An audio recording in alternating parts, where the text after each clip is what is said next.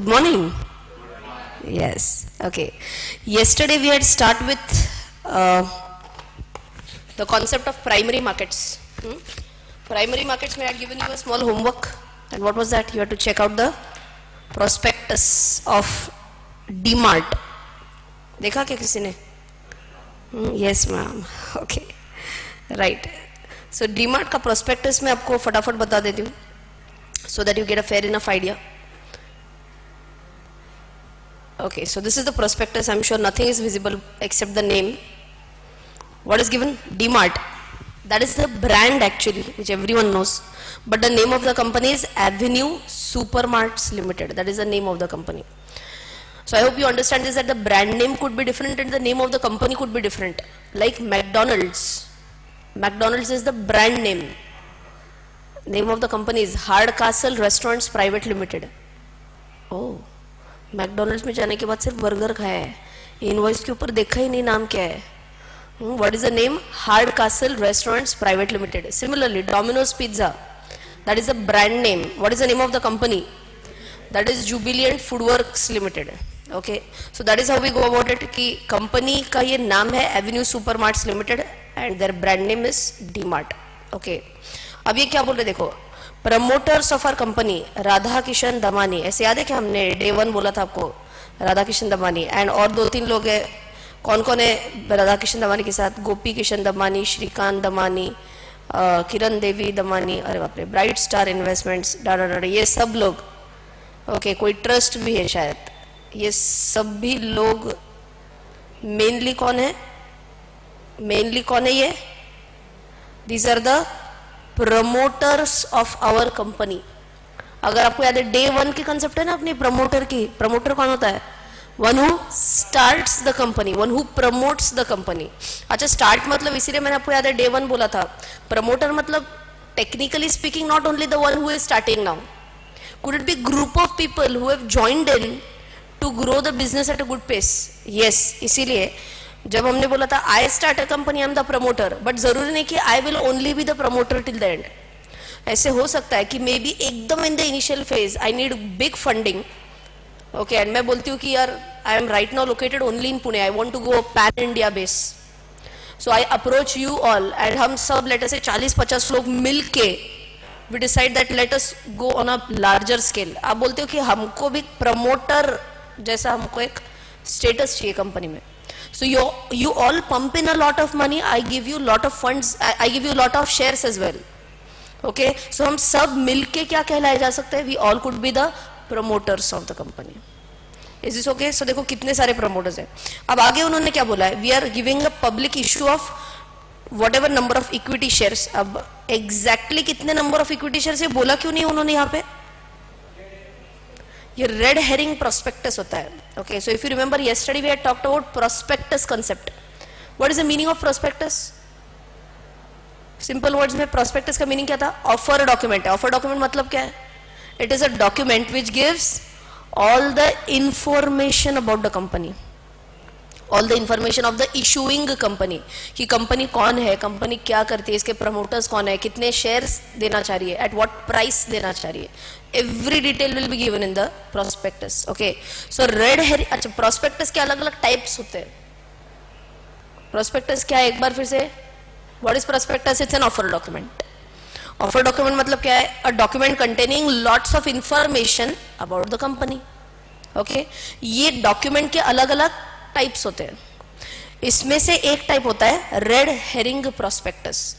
इसमें मेनली क्या होता है बताती हूँ कि नंबर ऑफ इक्विटी शेयर्स तो डॉट ओके लिखा है, but main point for red herring prospectus is at a price of rupees dot per equity share लिखा रहता है. So exactly at what price we are going to issue ये भी नहीं लिखा रहता है clearly in the prospectus. Is it a guess work?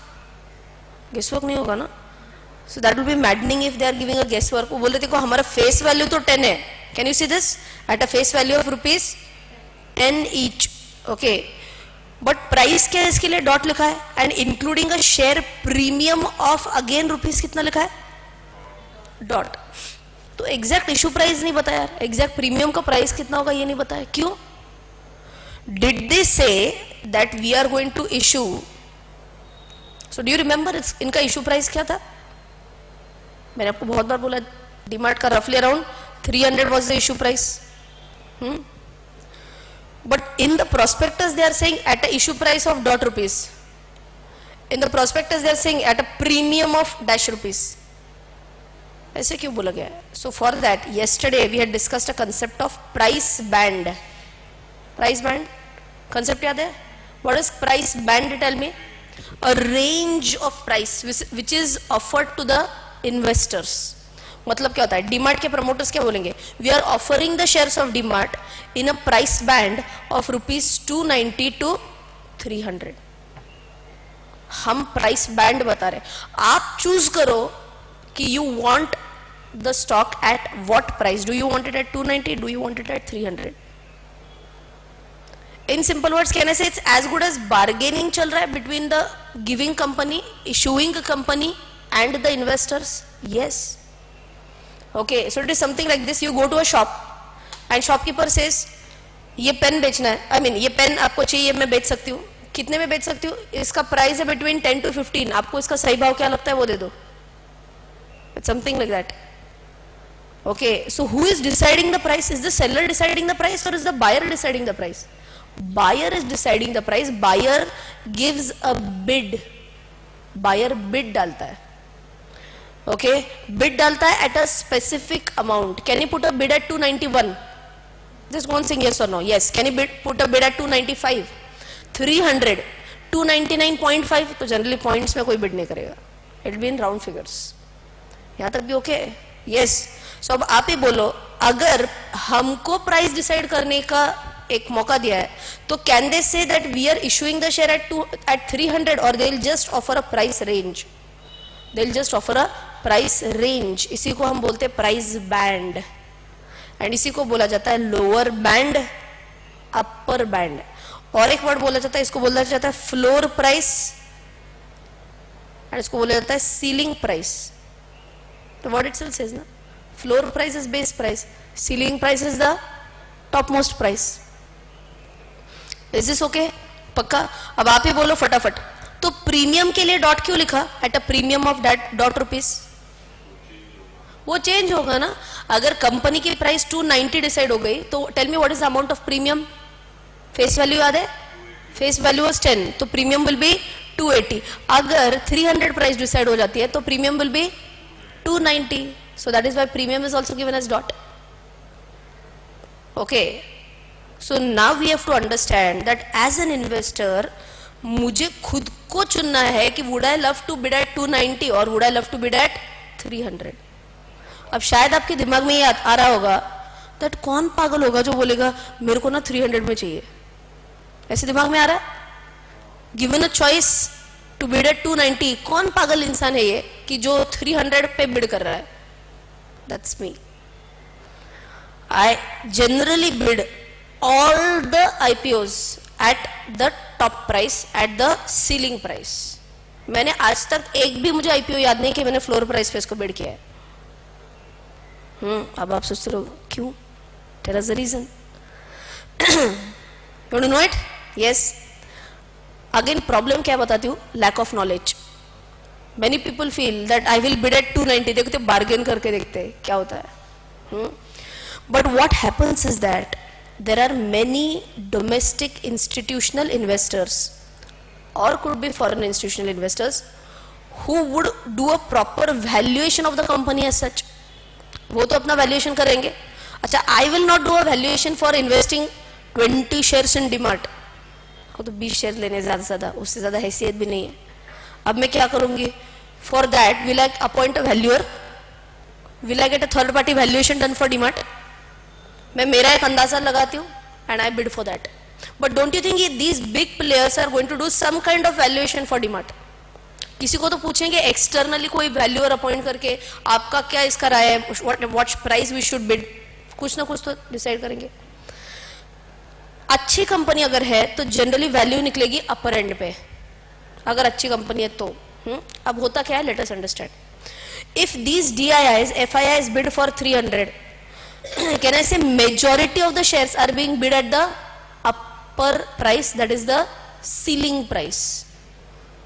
Majority of the people are bidding at ceiling price. People like me, if I bid at 290, क्या होगा बोलो?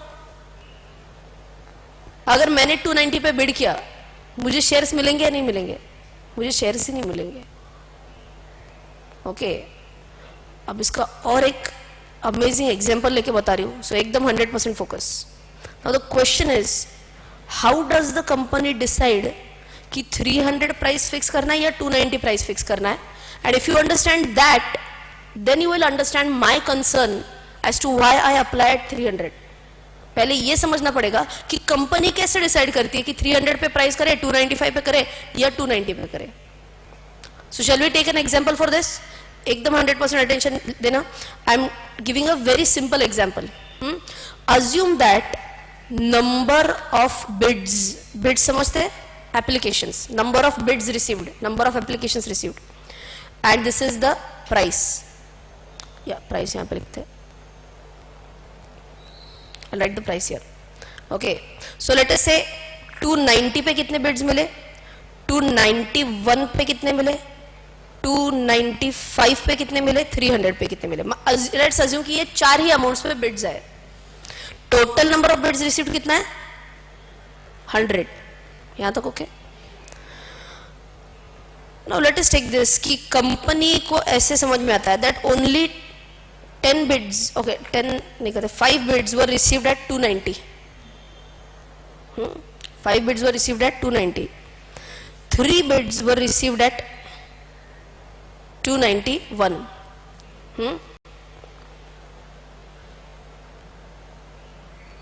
82 bids were received at 295. And 10 bids were received at 300.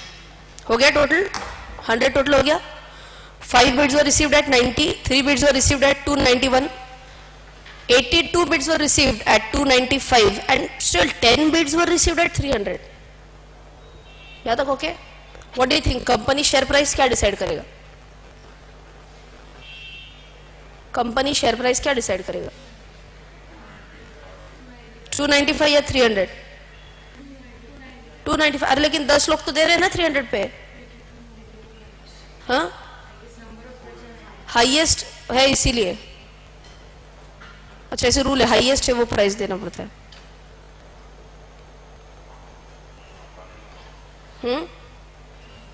नहीं समझ, नहीं पता है. Logic कुछ लगा सकते हो? I wait for a minute. कल हमने इसका एक लॉजिक कुछ तो डिस्कस किया था. 295 पे ले लो, बाकी पैसा वापस दे दो. किसको बाकी पैसा वापस दे दो? जो एक्स्ट्रा 5 रुपए पर है उनको वापस दे दो. Okay, so understand. कल मैंने आपको बोला था आईपीओ के लिए मिनिमम सब्सक्रिप्शन कितना होना पड़ता? 90%. ये कुछ याद है? Minimum 90% has to be subscribed so that the IPO is legalized, is finalized. Okay, अब इसने जो शायद मजाक में बोल दिया, but that is the correct answer. इसमें होता ऐसे दैट जो कुछ भी प्राइस डिसाइड हो जाएगी बाय द कंपनी, इसके नीचे अगर किसी ने बिड किया है तो that person does not get the shares. And इसके अगर ऊपर किसी ने बिड किया है तो that person is entitle to get the refund of extra amount paid. Okay, ये मैं बता रही हूँ, ये लॉ बता रहा है. लॉ बता रहा है. एक बार फिर से, whatever is the decided price, let us take an example that 82 is the decided, 295 is the decided price. अब क्या होगा बोलो फटाफट? 290 वाले 5 बिड्स को क्या बोलेंगे हम? बाय, रिफंड ले लो पूरा. बोलो नहीं, रिफंड नहीं चाहिए, शेयर्स चाहिए. नहीं. अब वो क्या बोल रहे देखो, हम ना आपको 5 रुपए का डिफरेंस भरने के लिए रेडी है ना. Are you getting my point? What is this 290 वाला गाय सेइंग? ये 5 लोग जो है वो क्या बोल रहे हैं? आपने 295 डिसाइड किया है ना, we are ready to give the shortfall of 5 rupees. Law does not allow this. Law does not allow this. Law बोलता है कि आपने बिड डाला है ना 290 पे, कुछ सोच के डाला है ना, your bid is finalized. You are not allowed to pay additional amount. So what happens as a consequence? Tell me. ये 5 लोगों को शेयर मिलेगा ही नहीं. यहां तक ओके? 5 लोगों को शेयर मिलेगा ही नहीं. अब क्या होता है? 291 पे अगर प्राइस डिसाइड होता है तो सॉरी 295 पे ही प्राइस डिसाइड हो गया. What about 291? इनको मिलेगा या नहीं मिलेगा? इनको नहीं मिलेगा, इनको भी नहीं मिलेगा. कहने से अरे हम 4 रुपए का डिफरेंशियल अमाउंट पे कर रहे हैं, नहीं मिलेगा ही नहीं. अब व्हाट हैपेंस, 295 पे डिसाइड हो गया.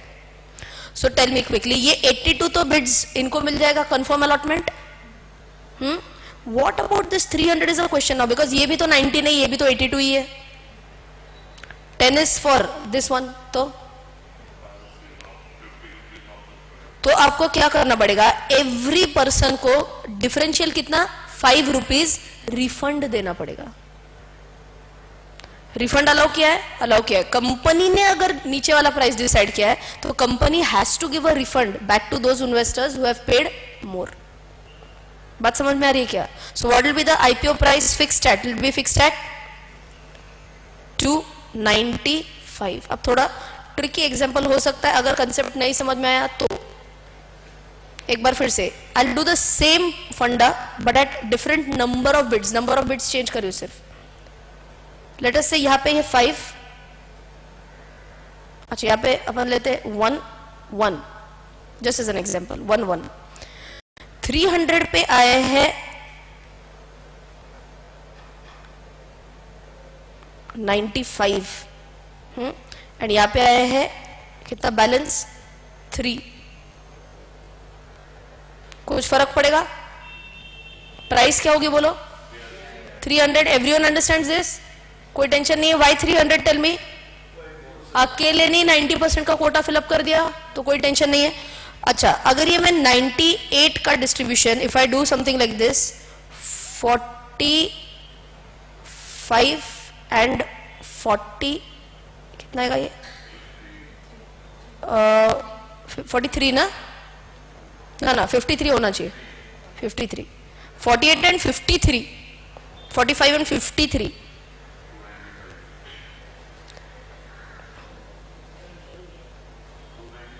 1 45 53 295 डिसाइड करो, 300 डिसाइड करो या कैंसिल हो जाएगा?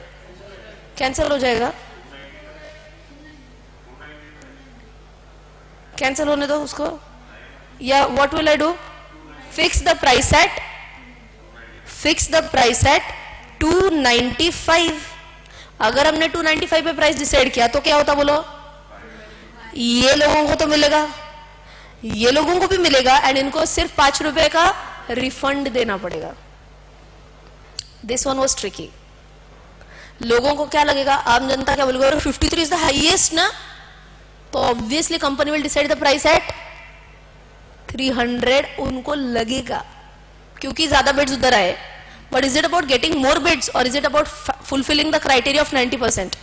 Fulfilling the criteria of 90%. इसीलिए कंपनी इस केस में will decide the price at 295.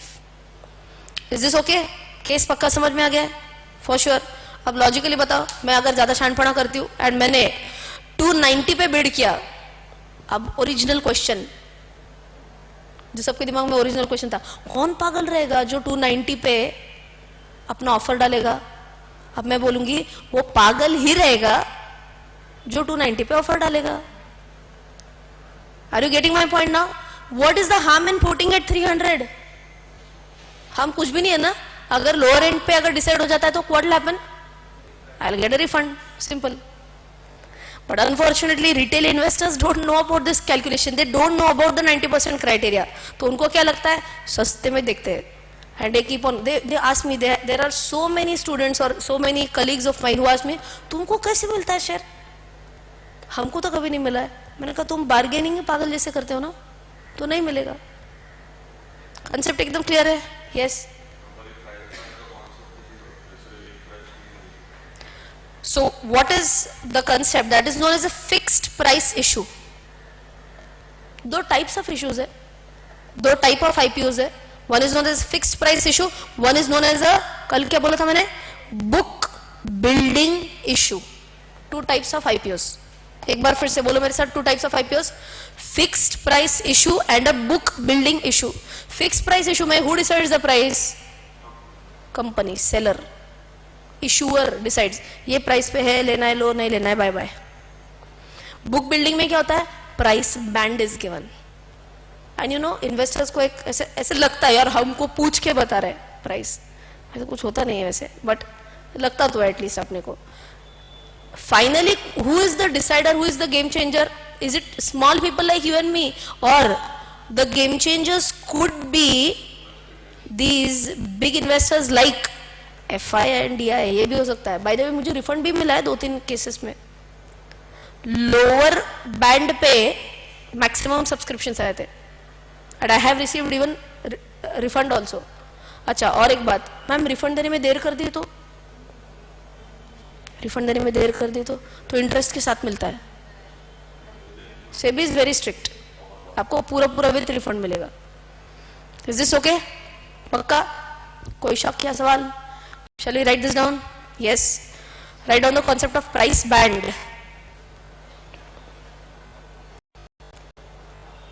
Price band. Price band का simple meaning क्या बोलो? It is a range. A range of price offered to the investors.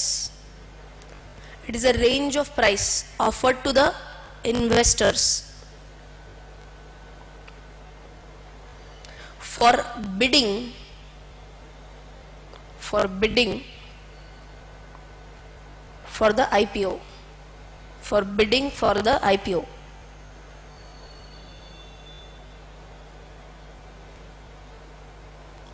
अब फ्लोर प्राइस सीलिंग प्राइस लिखने के बजाय what we will do is just write down example price band for DMart. Example, price band for DMart dash कितना है? 290 to 300. 290 to 300. 290 फटाफट बोलो, क्या बोलेंगे इसको? Floor price. एंड 300 को क्या बोलेंगे? Ceiling price.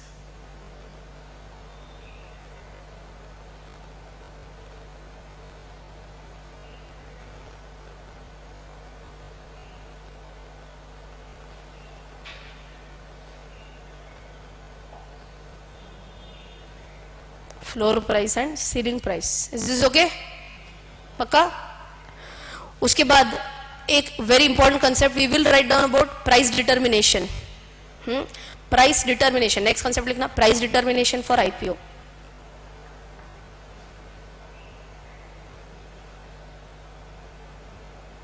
डैश क्राइटेरिया कौन सा फुलफिल करना पड़ता है बोलो? Minimum subscription criteria is 90%. So price determination criteria के लिए डैश करके लिखना. Important factor is minimum subscription. Important factor is minimum subscription of 90%.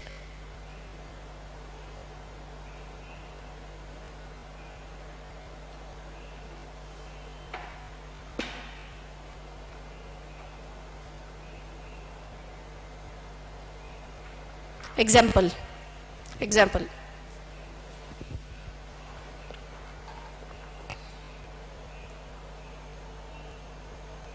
अब क्या करेंगे आप? Price and number of bids, 2 columns. Price, number of beads.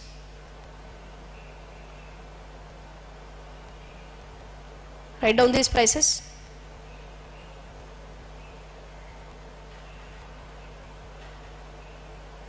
$290, $291, $295 and $300.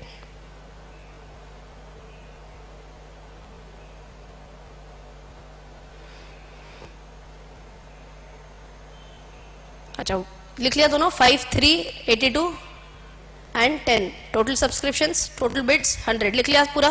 Tell me price कितने पे डिटरमाइन होगा? Price will be determined at 295. क्यों 295? क्यों 295? 90% subscription fulfil होना चाहिए. कहना से ये 82 तो हो जाएंगे प्लस 10 को मिल जाएंगे. 82 plus 10, that will be the criteria. What will you write in front of 5 and 3? Pay balance or reject? Reject. Reject. Reject. And 10 के सामने क्या लिखेंगे आप? Refund of how much? Rupees 5 each. Refund of rupees 5 each.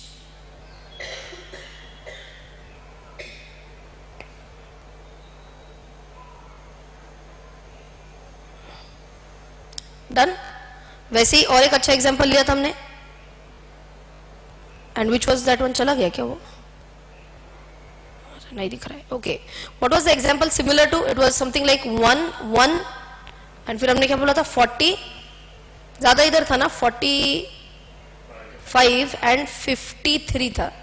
1 1 45 53. ये भी एक लिख लेते हैं बिकॉज ये पहला वाला तो सिंपल था. Just write this down. 1 1 45 53. These are the bid price. Oh sorry, these are the bids, number of bids. Number of bids है ये. 1 1 45 53.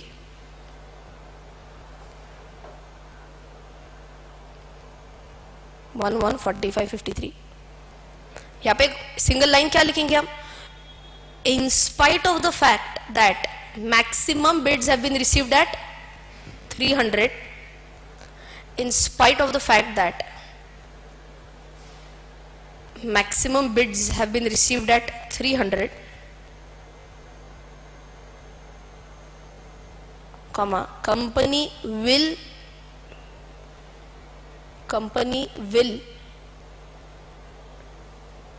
fix the price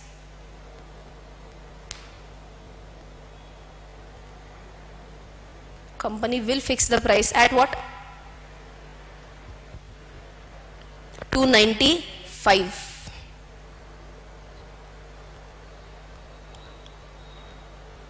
Why 295? To fulfill the criteria of 90%. समझ में आ गया पक्का? No doubt in this one? Yes. अब let us understand the bidding process also. अब आपको अभी तक you can imagine something like this कि आपको किसी भी कंपनी के लिए अप्लाई करना है. If you want to apply for an IPO, तो ये आपको सबको प्रोस्पेक्टस फ्रीली डाउनलोड करने के लिए अवेलेबल हो जाता है. So assume that you download this. अब आपने देखा अच्छा ऐसे अब ये लिस्टिंग होने वाला है. So you have to understand कि मेरा स्टॉक जिसके लिए मैं अप्लाई कर रही हूँ, ये लिस्टिंग कहाँ पे होगा इसका? Listing is done on which stock exchanges? BSE and NSE. तो एम आई हैप्पी? BSE NSE दोनों अच्छे स्टॉक एक्सचेंजेस लिस्टेड, अच्छे बड़े स्टॉक एक्सचेंजेस है. If it is getting listed their, I am very much happy. अगर आपको पता है तो पुणे स्टॉक एक्सचेंज भी है. कुछ कंपनी है ही नहीं उसमें, नाम के लिए पुणे स्टॉक एक्सचेंज है. It's almost defunct. डिफंक्ट समझते? Non functional, almost non functional. 2 ही स्टॉक एक्सचेंजेस है या कई सारे सिटीज है जिनके खुद के स्टॉक एक्सचेंजेस है, जिनके खुद के बेंगलुरु स्टॉक एक्सचेंज है, कोलकाता स्टॉक एक्सचेंज है, हैदराबाद स्टॉक एक्सचेंज है, अहमदाबाद स्टॉक एक्सचेंज है. प्रॉब्लम क्या है? कंपनीज बहुत कम लिस्टेड होती है उसमें, या फिर पुणे जैसे इसमें तो ऑलमोस्ट है ही नहीं अभी. Almost close down. ओके, अब आप ही बोलो, अगर आप कोई भी प्रोस्पेक्टस देख के उसमें इन्वेस्ट करना चाह रहे हो तो सबसे पहले देखना बहुत जरूरी होगा that where is it getting listed. So you can imagine like this, आपने एकदम जोश में आके इन्वेस्ट किया, बाद में पता चला it is listing on some Kolkata stock exchange. BSE पे है ही नहीं, NSE पे है ही नहीं. क्या ऐसे लिक्विडिटी इशू आ सकता है क्या? लिक्विडिटी इशू समझते हैं आप? You would want to sell it but there is no buyer only. आपने पहले इन्वेस्ट तो किया है, now you want to sell it off but there is no buyer. Could that be a big problem? So always ensure that जिस भी company के लिए आप इन्वेस्ट कर रहे हो उसका लिस्टिंग कहाँ पे हो रहा है? Both on BSE and NSE. अब आपको यहाँ पे मिल जाएगा BRLM, book runner lead managers. पहली बार कॉन्सेप्ट आ रही है. कल हमने बुक रनर का एक कंसेप्ट किया था. बुक रनर मतलब क्या है? One who runs the book, one who writes the book. Okay, वही होता है merchant banker. Okay, merchant banker is only doing the role of a BRLM, book runner lead manager. अब एक मिनट, जो लोग कल नहीं थे उनके लिए क्विक रिवीजन. मर्चेंट बैंकर कौन होता है? मर्चेंट बैंकर मतलब मैं वहां पे जाके मैंने सेविंग अकाउंट खोल दिया, वैसे वाला मर्चेंट बैंकर है क्या? नहीं, उनका लाइसेंस अलग होता है जनरली. अब अगर आप देखेंगे, what can you see here? Kotak Mahindra capital company limited ये नाम है. And what is it saying? It's Kotak investment banking. आ रहा है क्या बात समझ में? कोटक इन्वेस्टमेंट बैंकिंग, इनका ये अलग से उन्होंने कंपनी एस्टेब्लिश किया है. Axis capital limited, this is also an investment bank. Edelweiss financial services limited, that is also an investment bank. HDFC bank limited, investment banking group. Okay. SBI capital markets limited, Motilal Oswal advisers private limited, JM financial institution securities limited, INGA capital private limited, whatever. ये सभी कौन है? ये सभी कौन है? Merchant bankers है. How many merchant bankers to the issue? 8 merchant bankers for the issue. अगर आपको याद है, ये मर्चेंट बैंकर का काम क्या होता है? मर्जर्स एंड एक्विजिशंस में मर्चेंट बैंकर्स मदद करते हैं, एंड फंडिंग उठाने के लिए मर्चेंट बैंकर्स मदद करते हैं. इन simple words, people like you and me, हमको मर्चेंट बैंकर्स की जरूरत पड़ती है क्या? एक बार फिर से, people like you and me, हमको मर्चेंट बैंकर्स की जरूरत पड़ती है क्या? नहीं. But tomorrow if I start a business, if I need some private funding, if I need some big funding, whom can I approach? Merchant bankers. बात समझ में आ गई? अगर आपने पूछा मैम कौन है, एग्जाम्पल तो वो तो 8 एग्जाम्पल्स आपके आंखों के सामने है. All these are merchant bankers, you can approach any one of them. Is this okay? पक्का क्लियर है? सो मर्चेंट बैंकर काम करता है of a book runner lead manager. BRLM करता क्या है? So let us understand. Book runner lead manager का काम यही है कि ये जो जितने प्राइसेस पे बिड्स हो रहे, ये बिड्स रिकॉर्ड तो करने पड़ेंगे ना किसी ने. So you can imagine theoretically something like this कि आई एम द BRLM, रोज बिड्स आ रहे एंड मैं मैन्युअली एंटर कर रही हूँ. 290 पे आज जितने बिड्स आए, 291 पे आज जितने बिड्स आए, 292 पे आज जितने बिड्स आए. थोड़ा सा बेसिक स्टाइल से समझ लेते हैं. आजकल कोई इसे हाथ से लिखते बैठेगा क्या? Will everything be electronically done? Yes. But BRLM book runner lead manager का कंसेप्ट कहां से आया? He is the one who is running the book. Running the book मतलब he is just making the entries, he is writing in the book. आ रही बात समझ में? So what does he do? 290 पे इतने बिड्स आए, 295 पे इतने बिड्स आए, and he is the one who is deciding. अच्छा 290 का क्राइटेरिया इधर फुलफिल हो रहा है. Okay clear? सो BRLM का मेन काम क्या है बोलो? He runs the book. He runs the book means he writes the book. Okay, book runner है. एंड ये और क्या है? BRLM stands for what? Lead manager. Lead manager के लिए मैंने आपको, अगर आप याद है तो कल बोला था, he is as good as a single point of contact. Single point of contact for हुम?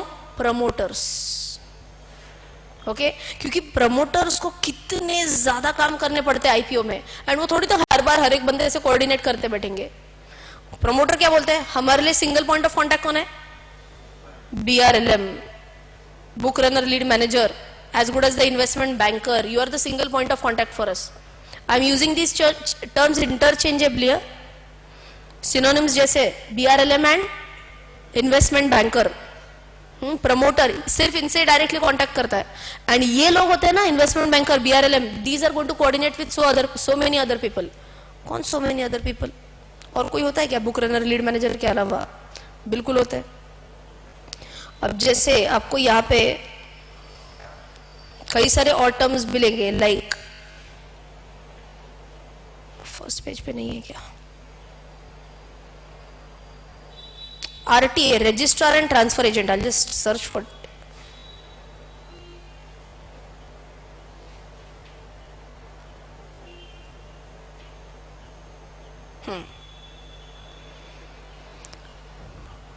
कौन से पेज पे? Okay, we are just on the third page of the prospectus. Okay, third page of prospectus पे आपको मिलेगा, देखो, RTA, RTA क्या है? Registrar and transfer agents. RTA क्या है? Registrar and transfer agents. अब आपको लगेगा ये इतना डेप्थ में हमको क्यों बता रहे हैं? एज इंडिविजुअल्स हमको RTA से क्या लेना देना है? बहुत ज्यादा लेना देना होता है। हाउ? वाई? अंडरस्टैंड। रजिस्ट्रार है ये, मतलब इनके पास ये पूरा मेंटेन्ड है, all data is maintained, and these are whom? Registrar and transfer agents. Transfer agent क्या करता है ये? Basically these are the ones who are going to transfer the dematerialised shares from the company's demat account to our demat account. एक बार फिर से, the moment I buy shares in an IPO, everyone understand ना? The moment I buy shares in an IPO, effectively क्या होगा? मैं तो पैसा दे रही हूँ एंड मुझे शेयर्स आएंगे, सिंपल। T+2 यहाँ पे नहीं होता है, यहाँ पे थोड़ा ज्यादा टाइम लगता है। पैसा बहुत पहले जाता है, शेयर्स थोड़े से बाद में आते हैं। The time is getting reduced for sure, but it's not T+2 as of now in IPO। Okay, ध्यान से सुनो क्या होता है। देखो, मैंने पैसे भरे, किसके डीमैट अकाउंट से किसके डीमैट अकाउंट में आने वाला है? कंपनी के डीमैट अकाउंट से मेरे डीमैट अकाउंट में आने वाला है। Who is going to do this? अच्छा, ओरिजिनली अपने सेकेंडरी मार्केट में कौन करता है ये? सेकेंडरी मार्केट में कौन करता है ये? ब्रोकर करता है, NSDL करता है। ट्रांसफरिंग में कौन मदद करता है? इधर से इधर ब्रोकर। क्लियरिंग हाउस, याद है क्या? बताया था मैंने, बैंक्स का जैसा अपना एक क्लियरिंग हाउस होता है, वैसे ब्रोकिंग सिस्टम में भी क्लियरिंग हाउस होता है, but that is for which? That is for secondary market, not primary market. Primary market में who is going to transfer the shares? Registrar and transfer agents are the ones who are going to transfer the shares. अब आप बोलेंगे मुझे क्या करना है, मेरे account में कौन ट्रांसफर कर रहा है? मिले तो मिले, अच्छी बात है, मिलने से मतलब है। आई टेल यू, मेरे साथ हुआ है ये। I had applied for one of the IPOs, account से तो पैसे चले गए, from my saving bank account money was deducted, but I did not receive shares only. मैंने कहा ऐसे कैसे हो गया? पैसे तो मैंने दिए, I did not get the shares. I called up my broker, कहा पैसे गए, शेयर्स नहीं है। Broker said we are not the right person to call because we don't transfer the shares. मैं बोला कौन करता है फिर? That was the time I came to know, अच्छा RTA नाम का कंसेप्ट है, रजिस्टर एंड ट्रांसफर एजेंट। मैंने कहा किधर मिलेगा इनका नंबर? तो they said everything is given in the prospectus. तो अगर आपने ऐसे कुछ नाम सुने क्या? लिंक्डइन टाइम वगैरह नाम सुना आपने? LinkedIn time? No. So that is one of the, that's okay, that's one of the registrar and transfer agents. Okay, so अगर आपको चाहिए तो लेट अस गूगल आउट।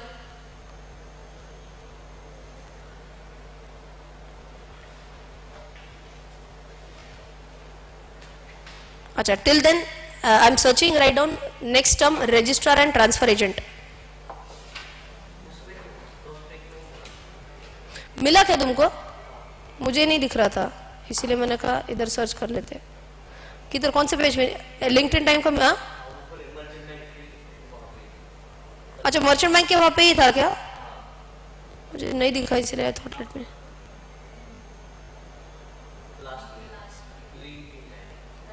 मुझे क्या नहीं दिख रहा है? हाँ हाँ हाँ हाँ हाँ हाँ हाँ, yes, that is the registrar to the issue and registrar and transfer agent, वही होता है।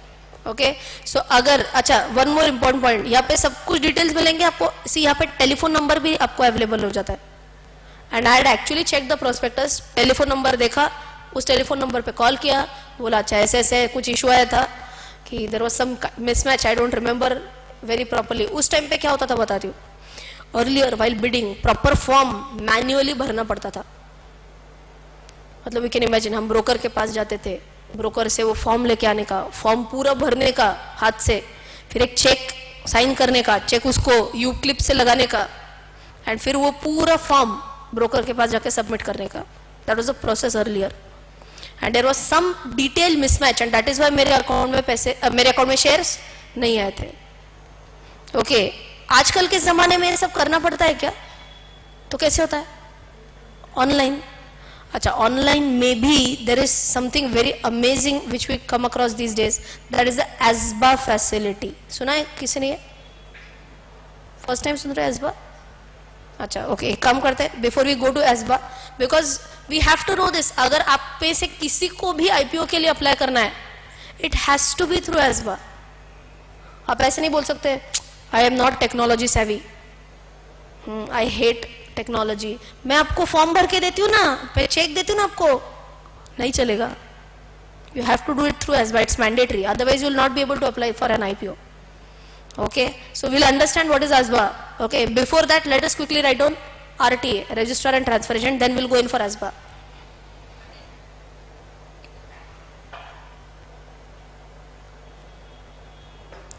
Registrar and Transfer Agent, RTA.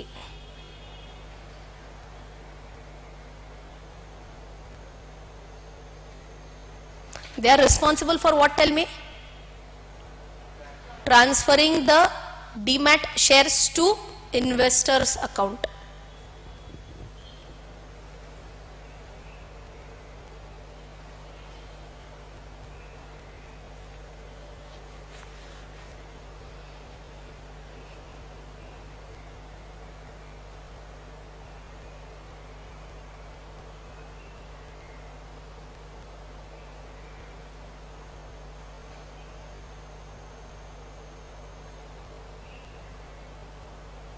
Okay, RTA समझ में आ गया पक्का? अच्छा, उसी के साथ साथ एक और कंसेप्ट लिख लेते हैं, bankers to the issue.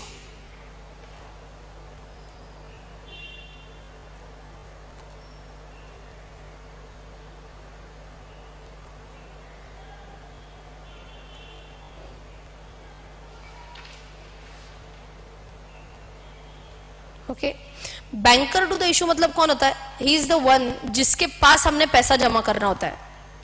The word itself says ना, banker to the issue, मतलब अच्छा, those who are doing CA, शायद आपने ये नाम सुना होगा, कभी कभी पढ़ाई की है लाइफ में, तो इसको बोलते हैं आप escrow account.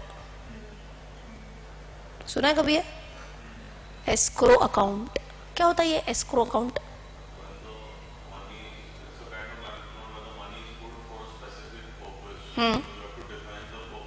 Very good, very good, very good. Absolutely. अभी कैसे होता है देखो, हमारा सेविंग बैंक अकाउंट है जो सबका, is that an escrow account? No. Why?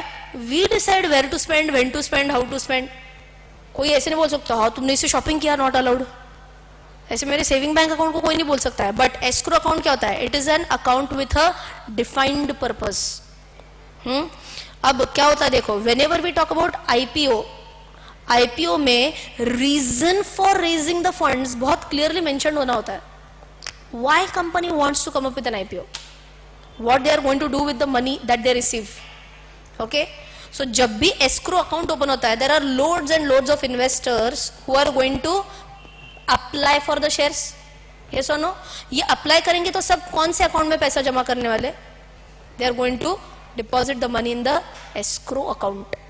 ये escrow account किसी ने handle करना पड़ेगा ना, कितने पैसे आए, कितने को कहाँ पे जा रहे हैं, क्या हो रहा है, कौन कौन ये इसका पूरा मॉनिटरिंग करता है?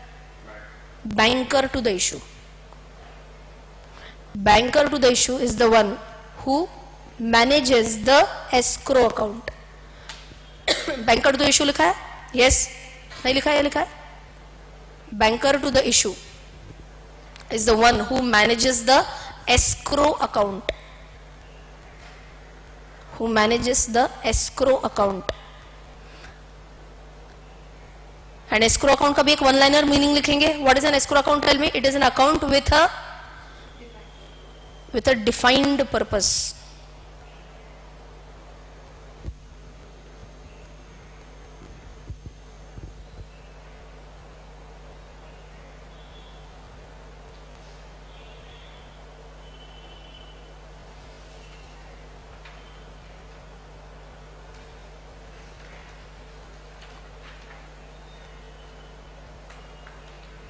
चलो, इज दिस ओके? अब अगर आप जाएंगे to this prospectus, we are going to go to that. Banker to the issue भी हो गया. Now let us come to our side of the story. We are applying for an IPO. जैसे आपको अगर सेकेंडरी मार्केट एवरीवन, जैसे अगर आपको secondary market में ट्रेड करना है तो यू नीड 3 अकाउंट्स, बहुत बार बोला हमने, विच 3 accounts? Demat account, trading account and saving bank account, ये हमने ऑलरेडी बोला है। कहने से आईपीओ के लिए भी डीमैट अकाउंट तो लगेगा ही लगेगा ना, वाई? शेयर्स उसी में आएंगे ना, so you need a demat account.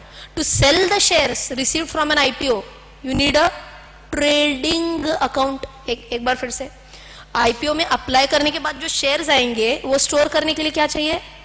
Demat account. यही जो शेयर्स मेरे पास जो है, अगर मुझे सेल करना है तो I need a trading account, and sell करने के बाद पैसा जो मिलेगा वो जमा करने के लिए चाहिए saving bank account. Simple deal यार। But now if I am talking about primary market, to apply for any IPO I need to apply it through ASBA facility. Okay, ASBA का फुल फॉर्म एक बार पहले लिखेंगे, then I will explain. ASBA is application supported by blocked amounts. ASBA का full form application supported by blocked amounts.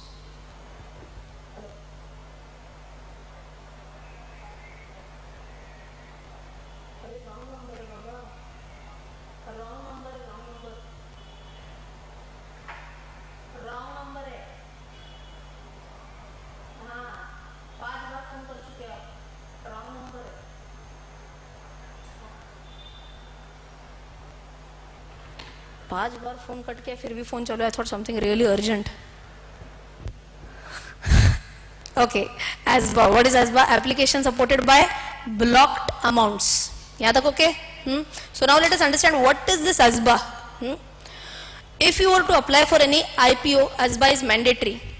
मतलब क्या होता है, ये क्यों आया एस्बा, इसके पीछे थोड़ा सा लॉजिक समझ लेते हैं। Like if you remember yesterday I had told you, पुराने स्टाइल में क्या होता था? पुराने स्टाइल में जितने ज्यादा अमाउंट के लिए आप बिड करोगे उतना आपको मिलने, शेयर्स मिलने के चांसेस ज्यादा होते थे।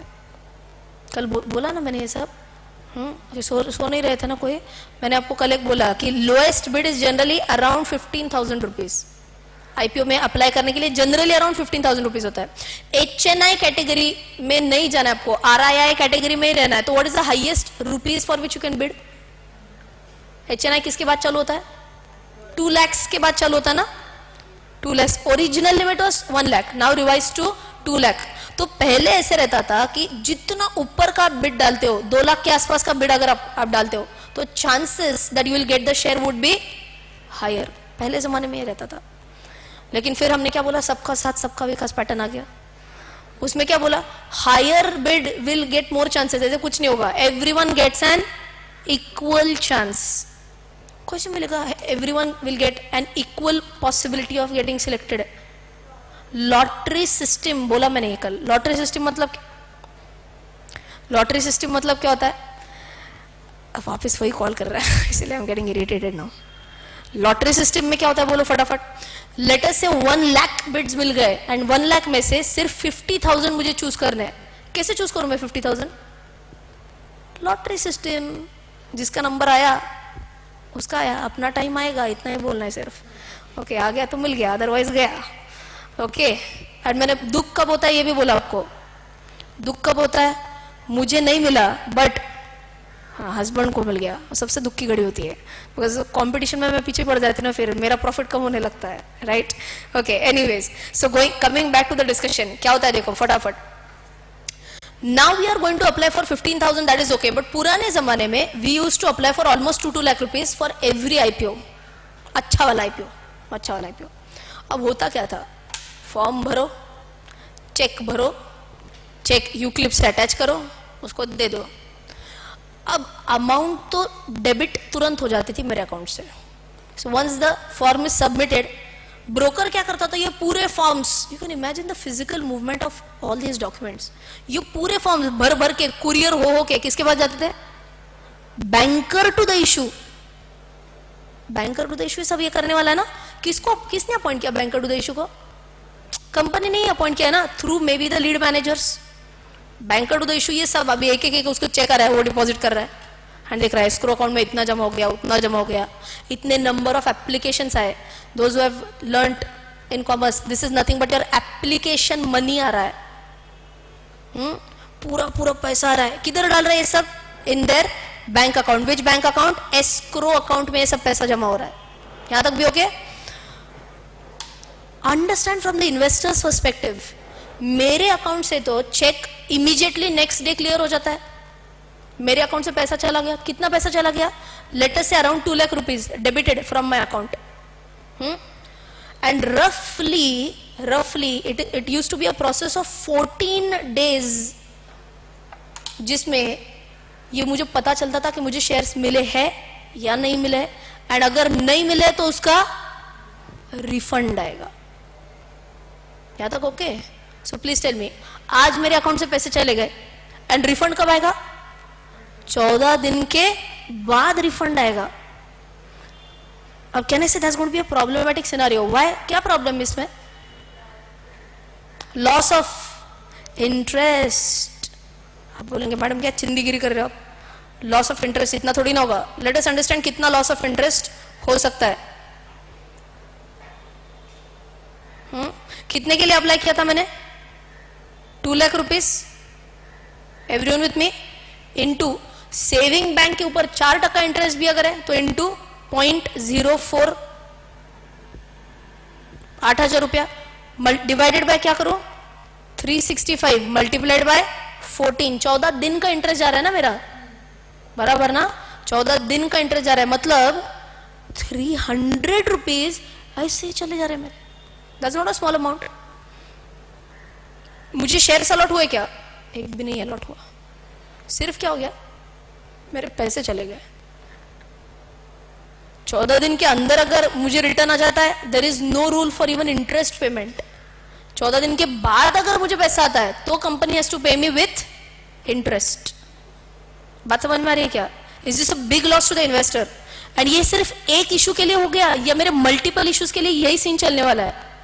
मल्टीपल इश्यूज के लिए सेम सीन चलेगा अगर मुझे बैक टू बैक अलॉटमेंट मिला ही नहीं तो.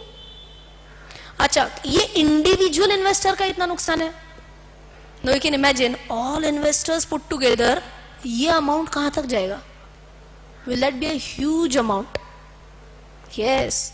एंड बीच में किसको पैसा मिल रहा है? Who is earning? अच्छा, I am losing. Who is earning? I am losing on this money ना. 300 रुपए मेरा तो घाटा हो रहा है. किसको पैसा मिल रहा है? कंपनी को पैसा मिल रहा है. Company is depositing the money in the escrow account and without any reason 14 दिन का ये इंटरेस्ट खा रहा है. अब उनके एंगल से देखो कितना पैसा मिल रहा है उनको. Only on interest amount, that would be a huge amount. And that is why there were so many investors who complained with SEBI and said कि ये हमारा अननेसेसरी नुकसान होता है. Come up with some different facility ना, come up with some different solution for this. What was the solution?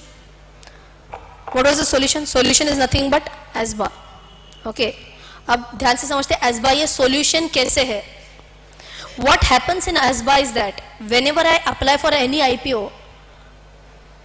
this is my saving bank account. Understand? Assume करो my current balance, okay, my current balance in the saving bank account assume is 2,50,000 rupees. Okay. And assume that I bid for this IPO at 2 lakh rupees, for 2 lakh rupees basically. यहाँ तक okay? 2 lakh rupees के लिए मैंने apply किया. अब क्या होता है देखो, क्या मेरे बैंक अकाउंट से 2 लाख रुपीज डिडक्ट हो जाता है क्या? 2 लाख के लिए अप्लाई किया ना मैंने, will 2 lakh rupees be deducted from my account? Now answer is no. What is the name of this facility? Application supported by blocked amounts. बात समझ में आ रही है क्या? Application supported by blocked amount. अब क्या होगा? ब्लॉक्ड अमाउंट मतलब क्या होगा? This amount will get blocked, this amount will get frozen. Amount freeze हो जाती है. इन सिंपल वर्ड्स, भले ही अकाउंट बैलेंस 2.5 लाख है, how much is my disposable balance? कितना यूज कर सकती हूँ बोलो? ओनली 50,000, क्योंकि 2 लाख रुपए हो गया blocked, frozen. Are you getting my point? Quickly tell me, अगर मैंने 80,000 का चेक रिलीज किया तो क्या हो जाएगा? चेक बाउंस हो जाएगा, भले ही 2.5 लाख का बैलेंस है, चेक बाउंस हो जाएगा, because available balance technically is only 50,000 ना. अगर उन्होंने ब्लॉक किया तो मुझे क्या फायदा हो गया? फटाफट आंसर चाहिए. अमाउंट ब्लॉक किया, मुझे क्या फायदा हो गया एज एन इन्वेस्टर? इंटरेस्ट का जो लॉस हो रहा था वो अब इंटरेस्ट का लॉस हो गया ही नहीं. Amount is very much there in my account only, तो इंटरेस्ट लॉस का कुछ संबंध ही नहीं आता है. बात समझ में आ रही है? Is this a very fantastic facility given by SEBI to us? Absolutely yes. And मैंने बोला वैसे अब तो 2.5 लाख बैलेंस मेंटेन भी नहीं करना है. क्यों? अब तो जितने छोटे बिड्स रहेंगे तो भी चलेगा. Anyways which kind of system is this? Lottery system होने वाली है. अच्छा, उसके पहले का भी एक आपको मजेदार बात बता देती हूँ. We have done this. अब ये क्या होता था, लोगों ने ASBA facility, Indians are very creative ना, everyone agrees with this, we are very creative. तो हमने क्या करना, ये मैंने खुद किया है by the way, me and all our family members, we have done this. अब हमने क्या किया, ध्यान से सुनो. पहले लॉटरी सिस्टम आने से पहले, लॉटरी सिस्टम आने के पहले मैंने कल आपको बोला, इससे मैं मेरे अकाउंट से तो डालती थी सेल्फ, फिर एक हस्बैंड एक अपने अकाउंट से एक एप्लीकेशन डालता था, और 2 अकाउंट्स मैंने आपको बोले, mother in law, father in law, इनके अकाउंट से भी आईपीओ के लिए एप्लीकेशन जाएगा. यहाँ तक okay. But now you can imagine, सबके अकाउंट से अगर पैसा जाना है पुराने सिस्टम के हिसाब से, जहां पे लॉटरी सिस्टम नहीं है, तो टोटल अमाउंट कितना लगेगा हमारे पास सेविंग अकाउंट में? रफली अराउंड 8 lakhs इन सेविंग अकाउंट. इतना थोड़ी ना होगा. 8 लाख कौन सेविंग अकाउंट में मेंटेन करता है? कोई पागल ही होगा, मतलब जिसको 8 लाख रुपए वो सेविंग अकाउंट में मेंटेन कर रहा है. बट देन अप्लाई कैसे करेंगे फिर आईपीओ के लिए? That was a problem. अब हमने क्या किया, थोड़ा समझ लो. एफडी तो होगी ना उतने अमाउंट की. Chartered accountant for spouse and me, chartered accountant for more than 10 years. तो एफडी अगर इतने अमाउंट की भी नहीं है तो मतलब अगेन चुल्लू भर पानी में डूब मरो. ओके, सो एफडी तो पक्का होने उतना अमाउंट का. So let us take FD amount is 10 lakhs. Simple example, FD amount is 10 lakhs. अब हमने क्या किया, we took an OD against FD. OD समझते? Overdraft. Overdraft against FD. Bank को सिक्योरिटी करके क्या रखा जाता है? एफडी. उसके अगेंस्ट मुझे मिलता है ओडी. ओडी मतलब क्या? Overdraft. I am allowed to overdraw this amount. Overdraft कितना का मिलेगा? रफली अराउंड 75 to 80%. मान के चलो 80% का ओवरड्राफ्ट है, तो कितना मिला मुझे? 8 लाख मिला. बात समझ में आ रही है क्या? 10 लाख का तो एफडी है, एफडी के ऊपर क्या ले लिया? ओडी ले लिया. अब एसबा फैसिलिटी कहां से रूट किया? ओडी अकाउंट से.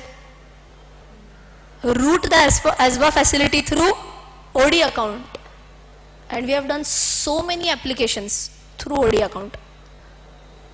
Okay, अब मजेदार बात क्या है देखो. हाँ, OD अकाउंट में मुझे इंटरेस्ट कब डेबिट होता है? हु कैन टेल मी?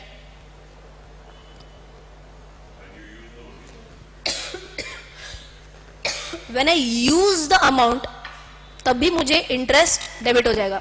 फटाफट बोलो, एसबा फैसिलिटी में 8 lakhs यूज हो रहा है या 8 lakhs सिर्फ फ्रीज हो रहा है? 8 lakhs सिर्फ फ्रीज हो रहा है. यूज कब होता है? जब वो डेबिट होगा तब. सो let us understand this. Out of 8 lakh, out of 4 applications that we had put, assume we got 1 application. एक एप्लीकेशन के अगेंस्ट शेयर मिल गए, तो क्या होगा बोलो? 2 lakhs will be debited and बाकी 6 लाख के ऊपर जो ब्लॉक हुआ था, फ्रीज हुआ था, now that will be unblocked, that will be unfrozen. यहां तक ओके? पक्का? एक बार फिर से फटाफट, कितने का एफडी है? 10 lakhs. उसके ऊपर क्या निकाला है? ओडी. ओडी कितने का मिला? 8 lakhs. कितने एप्लीकेशंस डाले? 4. राइट? 4 एप्लीकेशंस डाले. कितने एप्लीकेशंस का सक्सेसफुली अलॉट हो गए? ओनली 1 को सक्सेसफुली अलॉट हो गया. कितने का आ गया? 2 lakh rupees. Okay, 2 lakh rupees के लिए आ गया. अब 2 लाख रुपीज डेबिट हो गए. 2 लाख रुपीज के ऊपर इंटरेस्ट चालू हो जाएगा. लेकिन हम क्या करते थे? Keeping a close eye. अच्छा, आज डेबिट हो गए क्या 2 lakhs? Okay, very good. Before end of day transfer the money from saving account to OD account. 2 lakh रुपए तो है सेविंग अकाउंट में. Before the end of the day transfer money from what to what, saving account to OD account. तो OD account का जो मैंने loan लिया था वो तो चला गया, नील हो गया. कितने रुपए का इंटरेस्ट लगा? 0. And I utilised 8 lakh rupees of the bank. समझ में आया कि क्या किया? किसको फायदा हो गया? इन्वेस्टर्स. किसको नुकसान हो गया? किसको नुकसान हो गया? टेक्निकली स्पीकिंग बैंक को नुकसान हो गया. क्यों? बैंक का उतना पैसा अटक गया ना. Bank now cannot lend this 8 lakh to anyone else for that many number of days. Bank का उतना पैसा तो अटक गया. सो कहने से अपॉर्चुनिटी लॉस हो गया बैंक को. Obviously yes. 8 लाख अगर ब्लॉक्ड नहीं रहते थे, they could have given it to someone else as a loan, but they were not in a position to give a loan because ये ब्लॉक हो चुका है उनका पैसा. यहां तक भी ओके. अब ये हम लीगली कर रहे थे या इलीगली कर रहे थे? 100% लीगली, क्योंकि ऐसे रूल ही नहीं था कि ASBA can't be taken against OD. ऐसे रूल किधर है? आप भी तो अलाउ कर रहे हो, हम बस फैसिलिटी यूज कर रहे हैं. Okay, but then what happened was, किसी को तो ये ध्यान में आया, किसी बैंकर को ये ध्यान में आया, अच्छा do you think I was the only one? There be lakhs and lakhs of investors who are doing like this. I guess अगर हमारे दिमाग में ये आइडिया आ सकती है तो डेफिनेटली हमसे पहले भी बहुत लोगों के दिमाग में शायद ये आइडिया आ गया होगा. So when a complaint was filed with SEBI, कोई इन्वेस्टर, 1.5 इन्वेस्टर्स ऐसे कर रहे कि हमारा ये पैसा यूज करके आईपीओ में अप्लाई कर रहे हैं.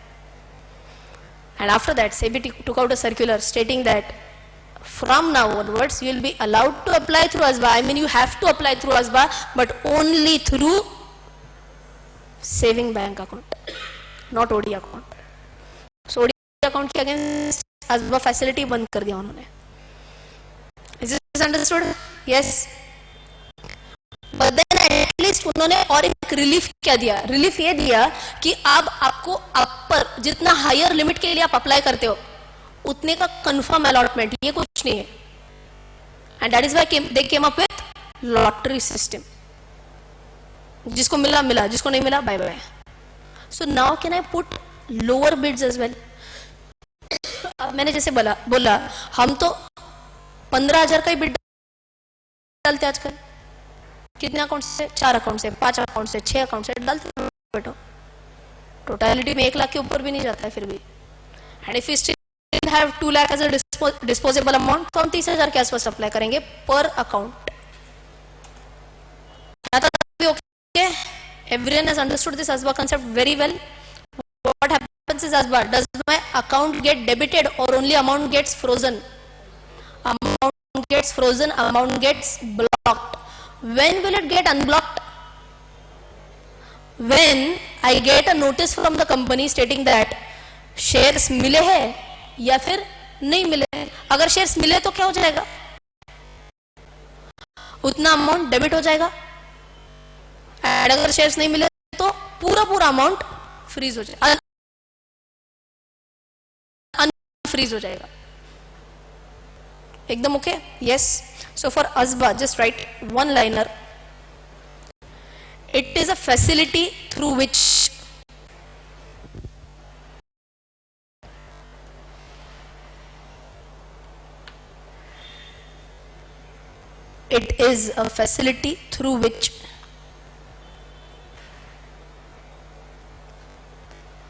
amount does not get debited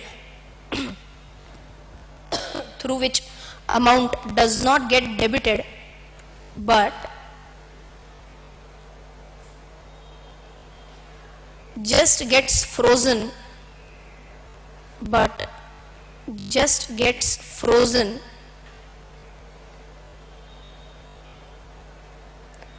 in the saving account itself. In the saving account itself.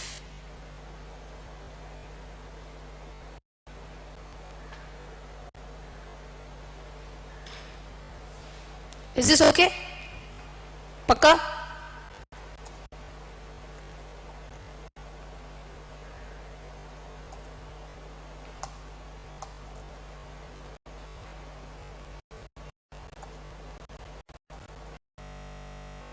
तो ह्यूज डॉक्यूमेंट्स है, प्रोसेस होने में टाइम लगा रहा है.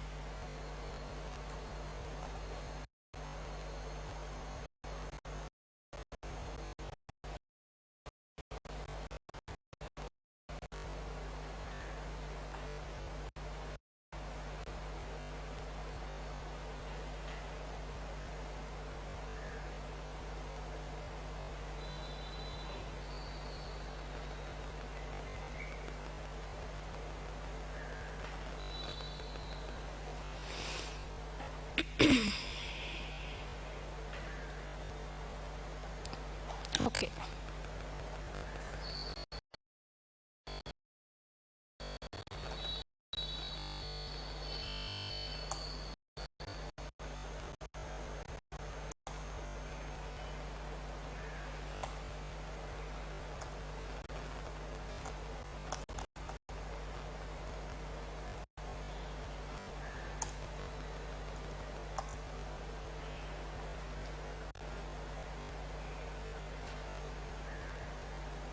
Okay.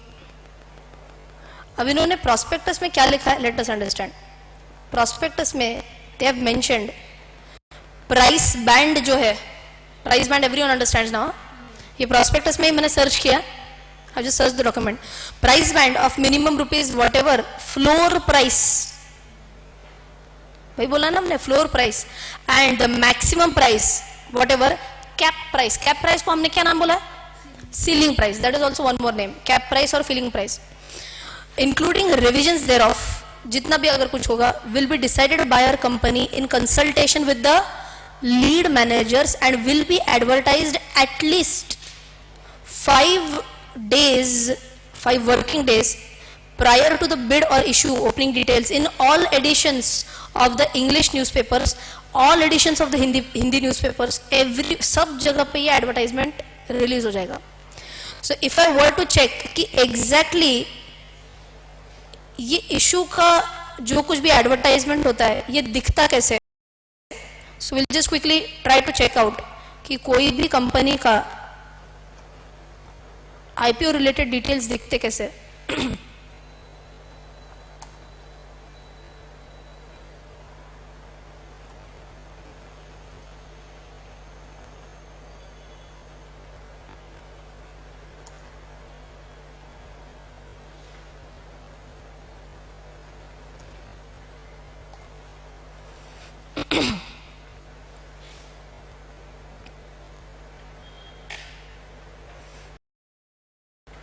Okay, if you want to write this down, कई सारी ऑफकोर्स बीएससी एनएससी जैसे कंपनीज तो है ही है, no doubt about that, but ये बहुत अजीब सी साइट है, Chittorgarh. Chittorgarh is by the way a place in Rajasthan, but I don't know what is the relevance, but Chittorgarh नाम का ये वेबसाइट है जिसमें you get any and every detail about IPOs. I always refer this website. सो अगर आपको ये वेबसाइट लिख के रखना है, इसमें अपकमिंग आईपीओस के भी डिटेल्स होते हैं, कौन कौन से आईपीओस आ रहे हैं मार्केट में.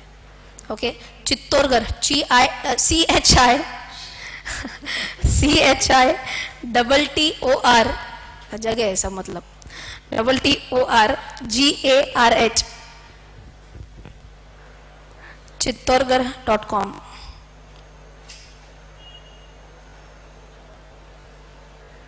ओके, सो अज्यूम आपको कोई कंपनी के आईपीओ के लिए अप्लाई करना है and you just open this website चित्तौड़गढ़.com एंड आपको ये ऐसे नीचे आएगा, देखो आईपीओ डैशबोर्ड में IPO list. IPO dashboard is the main page and जिसमें आपको आईपीओ लिस्ट मिल जाएगा. आईपीओ लिस्ट में से हम कहाँ पे आए, एवेन्यू सुपरमार्ट्स पे आए. अब यहाँ पे आने के बाद यू कैन सी, ओहो, what is the current market price, 1458 is the current market price. Okay.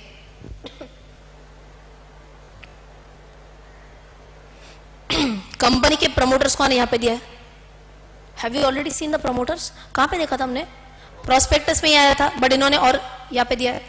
Now let us understand, see एकदम बेसिक चीजें which you must see before investing. Okay, थोड़ा सा ये भी डिस्कस करते हैं, what all details do I have to see before I invest in any company. देखो company के फाइनेंशियल्स दिए, जिसमें if you remember I have given you some word for this and this on day 1, total revenue and PAT, top line and bottom line increase हो रही है कि decrease हो रही है, इतना तो देखो यार. If you see top line कितना हो रहा है देखो, 22,224 इन मार्च 12 का कितना हो गया है, 86,000 इन मार्च 16 को ये लिस्ट हुआ था, 17 के स्टार्ट 16-17 फाइनेंशियल ईयर में ये लिस्ट हुआ था. Okay, so now if you see here 22 4s are 88, रफली कितने गुना बढ़ गया बोलो टॉप लाइन, रफली 4 times increase in the top line. Let's check about bottom line. 600 का प्रॉफिट था, 6 4s are 24 एंड कितना हो गया है, ओ 3000. सो रेवेन्यू तो इंक्रीज हो गया 4 times, प्रॉफिट इंक्रीज हो गया more than 5 times. 6 5s are 30, 5 Guna revenue, 5 गुना ये बॉटम लाइन बढ़ गया एंड टॉप लाइन बढ़ गया था 4 गुना. Good sign bad sign, good sign, no doubt about that. अब देखो बहुत क्लियरली लिखा है objects of the issue. Okay, before we move on to this, object of the issue क्या क्या हो सकता है, let us understand. So for a company like DMart, could it be opening new DMart outlets in different cities? उसके लिए पैसा लगेगा, why not? Yes, so they can say this. If I take an example of DLF, अपना कल का example, DLF के लिए what could be the object of the issue? Would they want to open new construction sites at various cities in India? Possible. Can a company say that we want to repay loans and इसके लिए हमको equity race करना है? बात समझ में आ रही है? हमको ना लोन रिपे करना है, इसके लिए आपसे पैसा चाहिए. Can that be an object of the issue? Well, answer is yes. Many people might think no. मुझे भी शुरुआत में ऐसे लगता था, but that is very well a possible answer. पहले ये देखते हैं, then I will tell you the reason why this could happen. क्या लिखा है देखो, net proceeds of the IPO are proposed to be used as set forth below. सबसे पहले repayment और prepayment of a portion of loans and redemption of earlier redemption of NCD. NCD full form पता है आपको? Non convertible debentures. Debenture is also like a loan instrument only. तो हमको loan repay करना है, हमको डिबेंचर्स रिपे करने हैं, उसके लिए ना हमको आईपीओ से पैसा चाहिए. Number 1 objective. Number 2 objective, construction and purchase of fit outs for new stores. New stores के लिए पैसा चाहिए. तीसरा, general corporate purpose. Now you might feel कि इन्होंने, ये अच्छी बात है यार, इन्होंने एक तो लोन लिया है एंड लोन रिपे करने के लिए बोल रहे हैं हमको पैसे दे दो. नॉनसेंस. ऐसे कंपनी में कौन इन्वेस्ट करेगा? Again we can invest, why not? Let's take a simple example. I am not doing very high फंडू कैलकुलेशंस, एकदम बेसिक कैलकुलेशंस कर रही हूँ. Let's take this example. Company A की बात चल रही है. Okay, and in this what happens is that there, I don't know if you know this concept or not. EBITDA concept पता है क्या? EBITDA is earnings before interest, tax, depreciation and amortization. बहुत danger अगर लग रहा है तो छोड़ो. रेवेन्यू, टॉप लाइन, इतना तो पता है. ओके, रेवेन्यू है. रेवेन्यू कितने का है? लेट अस से 1000 रुपीज का रेवेन्यू है. उसके बाद है ऑपरेटिंग एक्सपेंसेस. ऑपरेटिंग एक्सपेंसेस तो समझते हैं, कंपनी के डे टू डे ऑपरेशंस के लिए जो पैसा लगता है, वो है लेटस से 800 रुपीज. बचा कितना? 200 रुपीज. यहाँ तक ओके. बट ऑपरेटिंग एक्सपेंस में मैंने एक चीज नहीं ली है, that is interest. Interest on loan. So ये जो आपका आता है, दिस इज योर, इसको बोलते हैं आप operating profit. Income minus day to day operations के लिए जो एक्सपेंस लगता है वो हटा दिया, तो क्या बचा? ऑपरेटिंग प्रॉफिट, जिसको आप सीए स्टूडेंट्स EBIT करके बहुत अच्छे से पहचानते हैं. EBIT, earning before interest and tax. Those who are listening this for the first time, बहुत सिंपल है ना. What is this? Earning. This is earning. Profit है ना, ये अर्निंग है. कौन सा वाला अर्निंग है? Before interest and tax. अभी तक टैक्स डिडक्ट नहीं किया, अभी तक इंटरेस्ट डिडक्ट नहीं किया है. अब हम क्या डिडक्ट करेंगे? पहले इंटरेस्ट डिडक्ट किया जाता है. Now let us understand, interest is ₹500. Interest is ₹500. What is PBT या फिर ईबीटी, अर्निंग बिफोर टैक्स, या फिर प्रॉफिट बिफोर टैक्स कितना है? तो कभी भी एलबीटी नहीं बोलते ना, लॉस बिफोर टैक्स को नहीं बोलता है, पीबीटी बोलते हैं. And we will write it as 300 bracket में, इट्स माइनस. माइनस को हमेशा ब्रैकेट में लिखेंगे. अब आप क्या बोल रहे हो? Let us understand. 20% of your revenue, 20% of your top line operating profit है.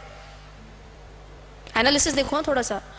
20% is your operating profit as compare to your revenue. अच्छी बात है या बुरी बात है? अच्छी बात है. 20% operating profit is good. Industry में बोल रही हूं मैं आपको. 20% operating profit is not at all bad. इनको प्रॉब्लम कहां पे आ रहा है? इंटरेस्ट में आ रहा है. पूरा पैसा इंटरेस्ट में ही चला जा रहा है. Otherwise company is doing well. अगर इनका लोन खत्म हो जाए ना तो company can take off really well. इसीलिए कंपनी ने क्या बोला? Instead of loan funding let us go in for own funding. Own funding कहां से उठाएंगे? Through share holders. Share holder से पैसा ले लिया एंड बोला कि आपसे जितना भी पैसा आएगा, what will we do with this? Repay the loans. अब अगले साल क्या होगा बोलो? अगले साल let us take a 10% growth in revenue. 10% growth in revenue लिया तो क्या होगा बोलो? 1100 होगा. Let us also assume 10% growth in expenses. कितना हो गया? 880.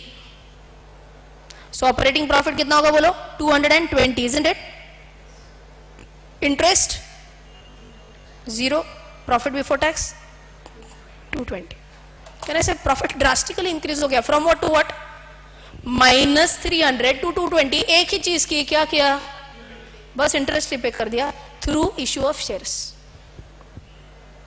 सो कैन अ कंपनी से कि हमको ना लोन इसके लिए चाहिए ताकि हम हमको शेयर्स से पैसा इसके लिए चाहिए ताकि हम लोन रीपे कर दे.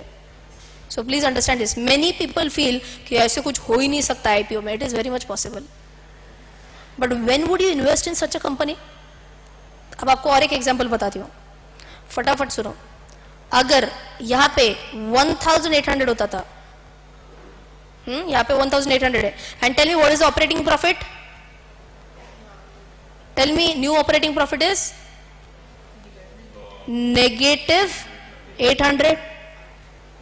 Company is coming up with an IPO and it states that we want to issue shares so that we can repay the loan. करेंगे आप ऐसे कंपनी में इन्वेस्ट?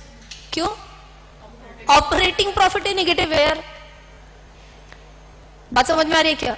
दोनों भी केसेस में इंटेंशन एक ही है, repayment of loan. But how do you decide whether I should go in for this IPO और नॉट? अगर ऑपरेटिंग प्रॉफिट ही नेगेटिव है, मेक्स नो सेंस. अगर ऑपरेटिंग प्रॉफिट पॉजिटिव है तो definitely makes sense. If they are going in PBT negative just because of the interest component.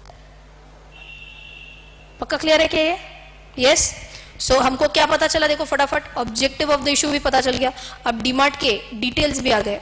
क्या details है देखो. मार्च 8 को स्टार्ट हो रहा है एंड बंद कब हो रहा है? मार्च 10 को. Do you remember this? मैंने कल भी शायद ये बोला था. ओनली 3 days के लिए ओपन रहता है कोई भी IPO. Any IPO is open only for 3 days. So you have to be very alert. इन 3 दिनों में ही आपको अप्लाई करना होता है. Do I get to know कि डे 1 कितना सब्सक्राइब हो गया, डे 2 कितना सब्सक्राइब हो गया, डे 3? ये पूरा आजकल ऑनलाइन चित्तौड़गढ़ पे ही मिल जाएगा आपको. डे 1 के एंड पे कितना टाइम्स ओवर सब्सक्राइब हो गया या अभी भी अंडर सब्सक्राइब है, क्या चीज है. इशू टाइप क्या बोला है? ओहो, book built issue IPO. So again understand. आपको अगर ये पता नहीं होता था कंसेप्ट तो आपको क्या लगता था? क्या टाइप का आईपीओ है भगवान जाने. बुक बिल्ट मतलब क्या? No, what is the simple meaning of book built? आपको डायरेक्टली प्राइस डिक्टेट किया जाएगा या हम प्राइस डिसाइड करने वाले? बुक बिल्ड में क्या होता है? हम प्राइस डिसाइड करते हैं एज इन्वेस्टर्स.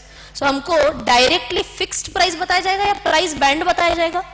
प्राइस बैंड बताया जाएगा. देखो इशू प्राइस का प्राइस बैंड दिया है. What is the price band? 295 to 299 पर इक्विटी शेयर. यहां तक बात क्लियर है? सो बेसिकली क्या हो रहा है देखो, 4 रुपए का रफली गैप है जिसमें आई कैन बिड. अब अगर आप अगेन आप बोलो, अगर आपने 295 पे अप्लाई किया, फटाफट आंसर चाहिए. आपने 295 पे अप्लाई किया, प्राइस इज फिक्स्ड एट 299, क्या होगा? आपको एक भी शेयर नहीं मिलेगा. So better way apply eight 299.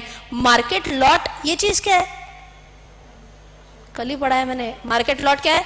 Minimum quantity that you have to subscribe. Minimum quantity that you have to subscribe कितना है? 50. फटाफट आंसर चाहिए. Can you subscribe for 100, 150, 200, 225? No, because market lot का मीनिंग होता है मिनिमम इतने शेयर्स, एंड उसके बाद आप उसके मल्टीपल्स में जा सकते हो. You can't go in odd lots. एकदम okay? Yes. If you have a calculator, चलो इधर ही कर देती हूँ. अब देखो 299 पे मैं अप्लाई कर रही हूँ, मल्टीप्लाइड बाय, मुझे कितने शेयर्स के लिए अप्लाई करना पड़ेगा बोलो? 299 मल्टीप्लाइड बाय क्या करो? अरे मुझे कितना पैसा भरना है ये मुझे पता करना है. 299 मल्टीप्लाइड बाय 50 कितना आ रहा है? Do you remember? मैंने आपको बोला था रफली कितने के आसपास आता है? 15,000 के आसपास आता है. तो बहुत ही क्लोज हो गया 15,000 के आसपास. बात समझ में आ रही है ना आपको? सो देन आपको पता चलता है कि लिस्टिंग कहां पे होगा. Listing will be at BSE और at BSE and at NSE. दोनों जगह पे लिस्टिंग होने वाला है. फिर उसके बाद ये इंडिकेटिव डिटेल्स है. टाइम टेबल दिया है देखो इन्होंने, बहुत इंपॉर्टेंट पॉइंट है ये. टाइम टेबल भी है. अब देखो ऑफर ओपन कब हुआ है? 8 मार्च से आप अप्लाई करना स्टार्ट कर सकते हो. 10 मार्च तक ये खत्म हो जाएगा. Finalization of basis of allotment कब होने वाला है? 16 March. Initialization of refunds 17 March. Refund मतलब अब रिफंड होगा या अनब्लॉकिंग ऑफ ब्लॉक्ड अमाउंट्स होगा? अनब्लॉकिंग ऑफ ब्लॉक्ड अमाउंट्स होगा. कब? 17th को. अब देखो क्या हो रहा है. इन शॉर्ट अनब्लॉकिंग हो रहा है 17 तारीख को. सो आइडियली उसके T+2 क्या होगा? 17, 18, 19. But when am I getting the shares? 20th को मिल रहा है, which are getting listed on the stock exchange on 21st. मैंने बोला इसे पूरा पहले जमाने में ये साइकिल 14 दिन का था. Now with more and more of electronic systems this cycle is getting drastically reduced. Okay. In short क्या हो रहा है देखो, 21 मार्च को ये लिस्ट हो जाएगा on BSE and on NSE. Okay. उसके बाद बिडिंग डिटेल्स आते हैं. ओके. इसमें क्या है देखो, QIB qualified institutional investors. NII is like your net institutional investor या फिर national institutional investors. Like DII ना, national institutional investors like your domestic institutional investors. RII retail individual investors. See how important terms we have learned. ये सब अपने को समझ में ही नहीं आता था ना, अदरवाइज क्या चल रहा है. Now we know all these terms very well. अच्छा, अगर आपको याद है ये कल अपना हुआ है draft prospectus DRHP and then we get an RHP red herring prospectus. Basically the name itself है, इसने पहले सिर्फ ड्राफ्ट करके दिया एंड ड्राफ्ट का फाइनलाइज्ड वर्जन क्या है? Red herring prospectus. अब भी मैंने बोला था थोड़ी देर पहले, red herring prospectus and prospectus में क्या फर्क है? Red herring prospectus is a type of a prospectus.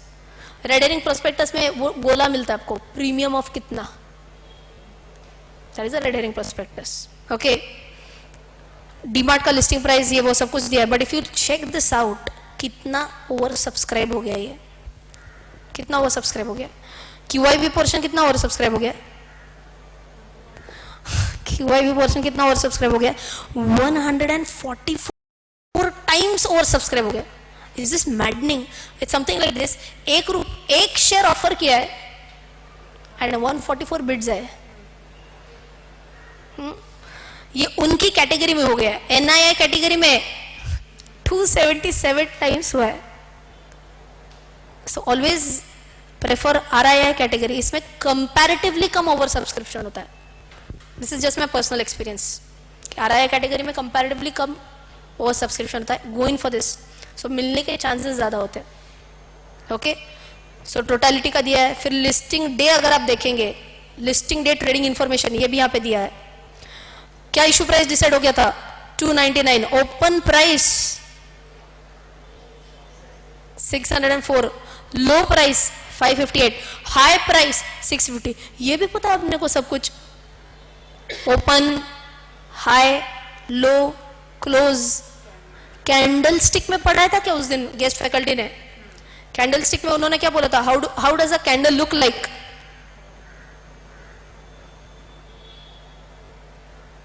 ऐसी एक कैंडल होती है और ऐसी एक कैंडल होती है. अच्छा, don't go by the width. हाँ, विड्थ से होना चाहिए. विड्थ का कुछ नहीं है, वो ड्राइंग है मेरा. Okay, do you remember the terminologies? इसको क्या बोलते हैं? Body of the candle. And इसको क्या बोलते हैं? Shadow of the candle. वैसे ही इधर क्या होगा? Again body of the candle and shadow of the candle. अच्छा, tell me what is this price? This is the opening price. This is the closing price. Okay, this is the high price. This is the low price. ये candle stick उन्होंने उस दिन बताया था. ये एक दिन का डेटा है या क्या बता रही है? एक दिन का डेटा बता रही हूँ. So if I want to draw a candle stick for this, आराम से बन सकती है ना. ओपन प्राइस कितना लिखूं बोलो? 604. High 650, low 558. Okay, close last traded is 640. Is this okay? So ये पूरा आपको यहाँ पे डिस्कशन मिला. वॉल्यूम देखो, वॉल्यूम क्या है? वॉल्यूम 8 करोड़ 57 लाख 28,445. वॉल्यूम का मीनिंग क्या था bye the way?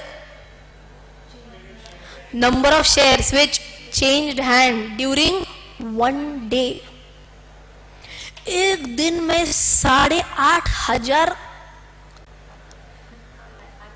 8.5 crores shares changed hands during one single day.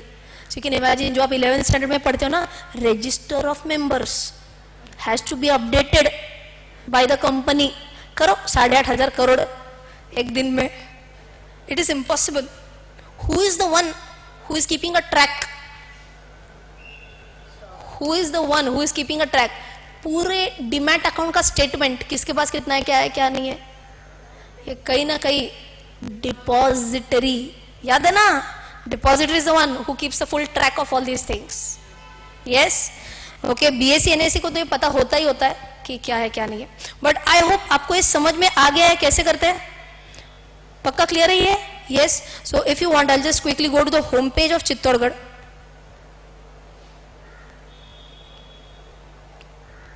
देखना है चित्तौड़गढ़ में क्या आता है, कैसे आता है. Just last 2-3 minutes.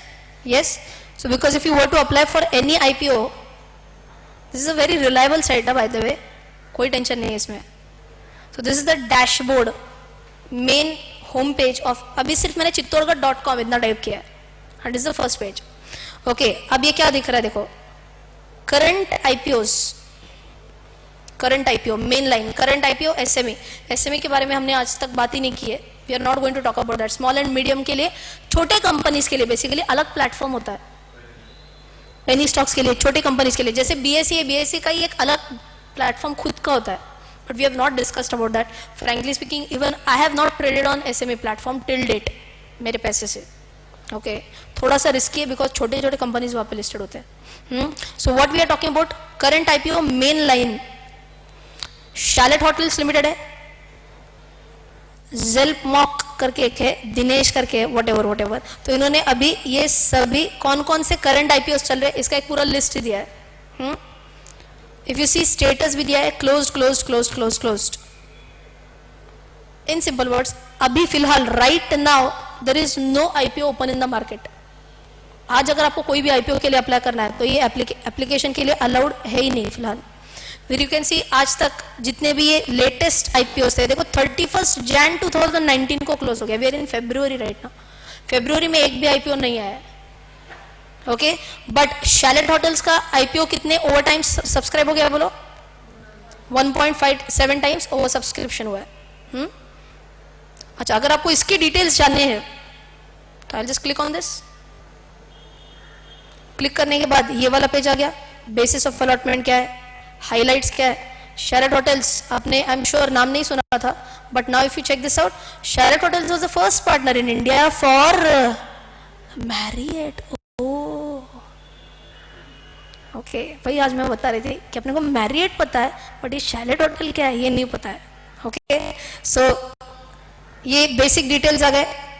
Now if I just scroll down, same details ना, क्या डिटेल्स है देखो, कितना इनका रेवेन्यू ग्रोथ है. रेवेन्यू ग्रोथ ही नहीं बोलना चाहिए ज्यादा, क्यों?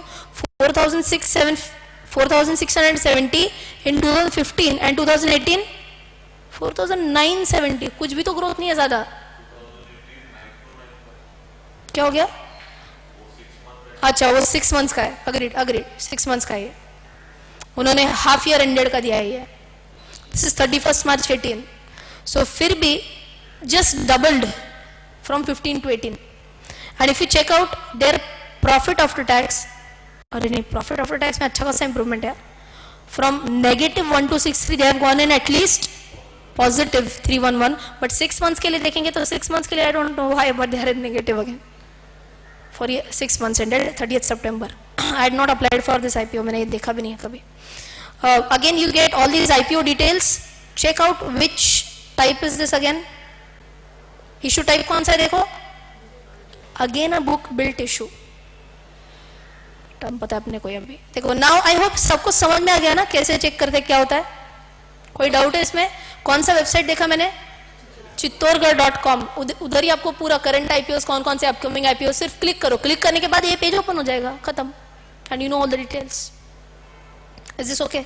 सो आईपीओ के बारे में एज एन इन्वेस्टर मुझे जितना पता होना चाहिए था मैंने आपको पूरा पूरा बता दे दिया. सो आई होप अभी इसके बाद अगर आपको कभी भी आईपीओ में अप्लाई करना है तो अप्लाई कर पाएंगे खुद से. You know all this terminology. अच्छा, बुक बिल्ट इशू है, बोलो आप हवा करो थोड़ा सा सबके सामने. अगर कोई दे, अच्छा अच्छा अच्छा बुक बिल्ट इशू है, सबको लगना चाहिए बहुत भारी आता है आपको कुछ एकदम. And for that very important is your revision point. Now for almost continuously 2 weeks we have been discussing about various concepts. I just want to have a count of कितने concepts हो गए अपने. एक बार सिर्फ नाम लेते हैं सभी concepts के, कौन कौन से concepts from day 1 till आज cover किया है. कौन कौन से concepts किए हमने? Starting from LTCG, then dividend, then face value, then top line, bottom line. ये याद आ रहा है कि नहीं ये भी बताओ. सिर्फ then नहीं कर रही हूँ मैं. हाँ, top line, bottom line, then stock split याद है? Split in the face value. Next bonus shares याद है ना? ये 1:3 मतलब 1:3 मतलब 1 share for every 3 shares held. Bonus share concept. Next types of security market, जिसमें हमने basically primary market, secondary market ये बोला था. Next accounts required, demat, trading and saving account. Next documents required, that was the 10th concept, right? Documents required was 10th concept. Contract note, क्या मैंने आपको पूरी contract note यहाँ पे दिखाई थी? Yes. उसके बाद T+2 rolling settlement. T में क्या होता है? ट्रेड होता है. 2 दिन के बाद एक्चुअली शेयर्स आएंगे या फिर पैसे चले जाएंगे आपके अकाउंट से. Next LTP, latest traded price. Next pre market opening, timing is from what to what? 9 to 9:15. Can I place an order in pre-market? When will it get executed? 9:15. Next AMO, after market order. 4:30 के बाद, 5 के बाद, तभी भी मैं order place कर सकती हूँ. यस, ऑर्डर प्लेस करने में कोई दिक्कत नहीं है. Next gap up, gap down and ऊंच. Next announcement. अच्छा, corporate actions, basically loads of corporate actions all in one. Next types of investors, जो हमने अभी भी देखा, RII, DII, all this. Next clearing house. 20 हो गए क्लियरिंग हाउस पे. 20 at clearing house. Clearing house याद है क्या? आज भी इसका एक छोटा सा हल्का हल्का रिविजन हो गया ना. आईपीओ में क्लियरिंग हाउस होता है क्या? आईपीओ के टाइम पे क्लियरिंग हाउस होता है या someone else transfers the shares to my account? Someone else transfers. कौन था ये someone else? Registrar and transfer agent, RTA. Okay, next concept depository, NSDL, CDSL. मैजिशियन ना, Q magician converts the physical shares into electronic shares. Next, depository participant DP, generally the broker. Next, volume अभी देखा volume 8,500 crore का volume था. Number of shares which change hands during a day. Next, trading system में हमने mainly book क्या बोला था?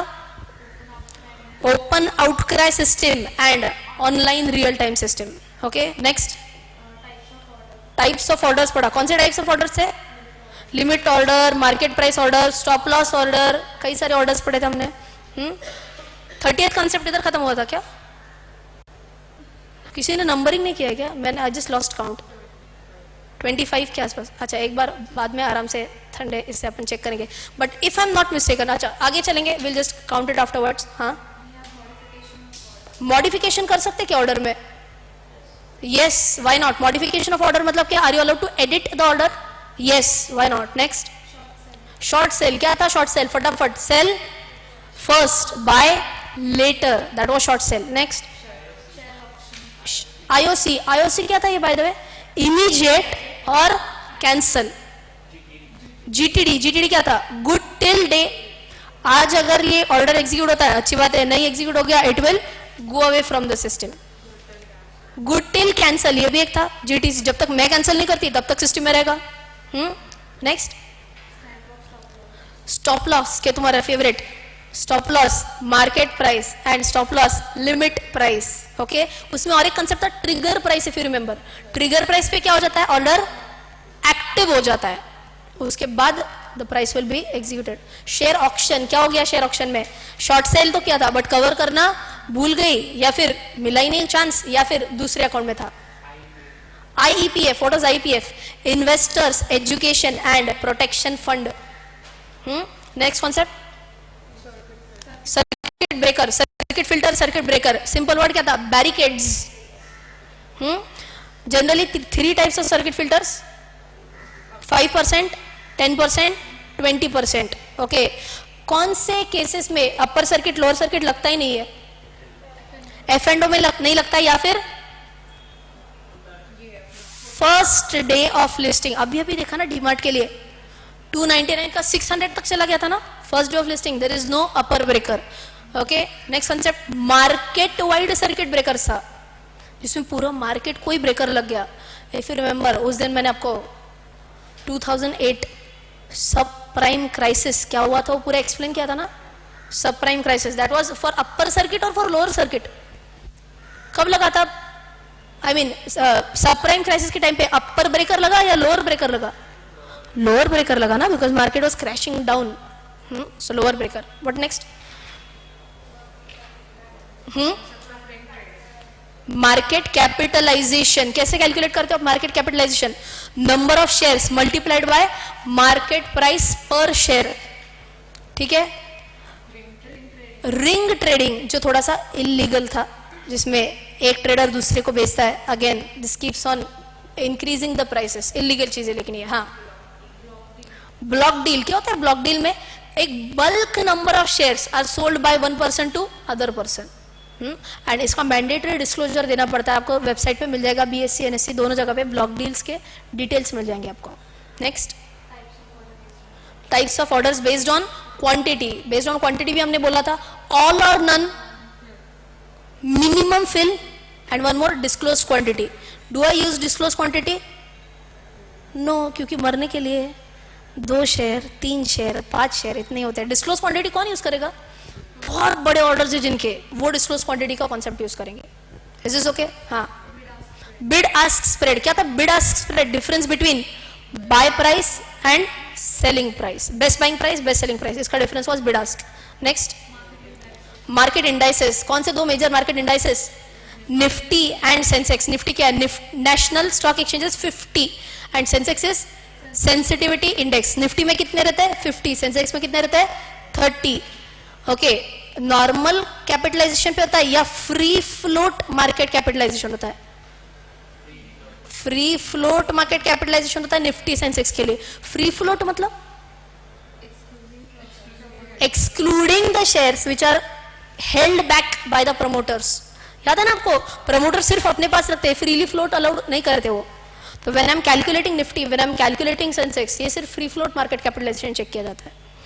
Very important point we said, how to calculate Sensex, how to calculate Nifty, how had we progressed. Assume एक ही share है, फिर assume 2 ही शेयर है, and then we moved on to 50. In simple words अगर मैंने आपको बोला निफ्टी इज अप बाय 3%, मतलब क्या हुआ है, जितने शेयर्स निफ्टी में है उनका मार्केट कैपिटलाइजेशन 3% से ऊपर गया है. याद है वो कंसेप्ट? यस. उसके बाद कौन सा क्या,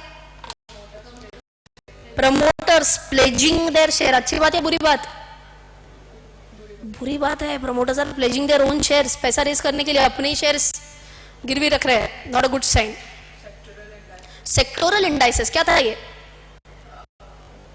बीएससी आईटी या फिर Nifty bank Nifty, Nifty metals, only tracking a specific sector. Next, lot size. अभी अभी डिस्कस भी किया था, डीमार्ट के लिए लॉट साइज कितना था, 50 minimum which you have to buy और in multiples thereof, that was the lot size concept. Next, primary markets में आईपीओ एंड ओएफएस. ओएफएस क्या था, offer for sale. What is the difference OFS versus IPO? OFS में promoter अपने share बेचता है and IPO में नए shares पैदा होते हैं एंड उसको इशू किया जाता है. Okay, what next, FPO. FPO क्या था, फर्दर पब्लिक ऑफर या फिर follow on public offer. Next, book value. If you remember, face value, book value and market value तीनों अलग है. फेस वैल्यू कौन सी है, return on the face. Book value कैसे कैलकुलेट की जाती है, नेट वर्थ के हिसाब से. And issue sorry market price is current market price, demand supply के बेसिस पे. Next, merchant banker. कौन होता है मर्चेंट बैंकर, अभी अभी पढ़ा, also known as a book runner, lead manager. 7 merchant bankers अभी हमने स्क्रीन पे देखे हैं. Okay, can I say he is the one who is important, who's importantly taking or primarily taking up 2 functions? Which 2 functions? Mergers, acquisitions and fundraising activity. ये generally merchant bankers करते हैं. People like you and me, हमको merchant bankers की जरूरत नहीं होती है. Next, book building issue. कौन प्राइस डिसाइड करता है, इशूअर या इन्वेस्टर? इन्वेस्टर. इशूअर सिर्फ क्या बताता है, प्राइस बैंड बताता है. प्राइस बैंड के लोअर बैंड को क्या बोलते हैं आप, फ्लोर प्राइस. अपर बैंड को क्या बोलते हो, सीलिंग प्राइस या फिर cap price. Next, prospectus. It's like an offer document, पूरा इसमें इंफॉर्मेशन दिया रहता है. What next, why primary markets. हमने वो बोला था लिक्विडिटी करने के लिए, लिक्विडिटी के लिए या फिर basically tapping more and more people all across the country. Underwriter. अगर शॉर्ट हो गया, कितना मिनिमम कितना सब्सक्रिप्शन होना है, 90%. 90% नहीं हुआ तो who is going to pitch in, underwriter. What next, price band. अभी बोला प्राइस डिटर्मिनेशन फॉर आईपीओ, जो हमने 90% का अभी 2 एग्जांपल्स भी लिए आज हमने. बिडिंग प्रोसेस, जो हमने बिडिंग प्रोसेस का भी पूरा डिटेल्स डिस्कस किया था. हाँ, एज आरटीए. आरटीए का मेन क्या फंडा है बोलो, responsible for transferring shares in our demat account.